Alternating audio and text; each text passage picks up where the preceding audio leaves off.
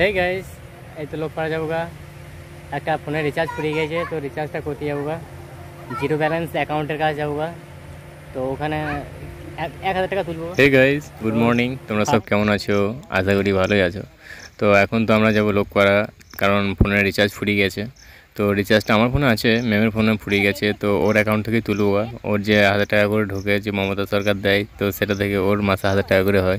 আর অর্ণব তো অনেকক্ষণ থেকেই রেডি হয়ে গেছে, কারণ ওর আজ টিউশন নেই। ও সকাল থেকে বলছে বাবা আজ টিউশন নেই, লোকপাড়া যাবো। আর আমাদের আজকের দিনেই রিচার্জটা শেষ হয়ে গেছে। তো রিচার্জ করবো 666 করবো, জানি না আগে যেমন প্ল্যান করতাম 84 দিনে 666, তো এখন 666 টাকায় যত টাকা যদিন দেয় ততদিন থাকবে, তারপর আবার করব। আর আমি এদিকে ক্যামেরা করতে করতে এলাম, তো এদিকে ছাদে ছোটো সুইটিরা হাই হ্যালো করছে, তো আমি দেখো ওদেরকে দেখাবার চেষ্টা করলাম।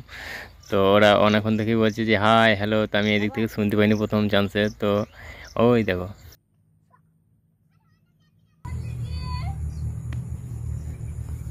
রে যাব না বলি, বল কি বলছিস?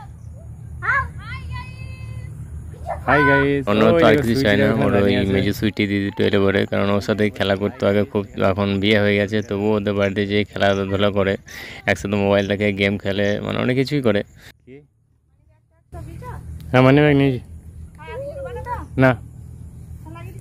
হ্যাঁ, তো গাইস বাই বাই, টাটা। ওই মা।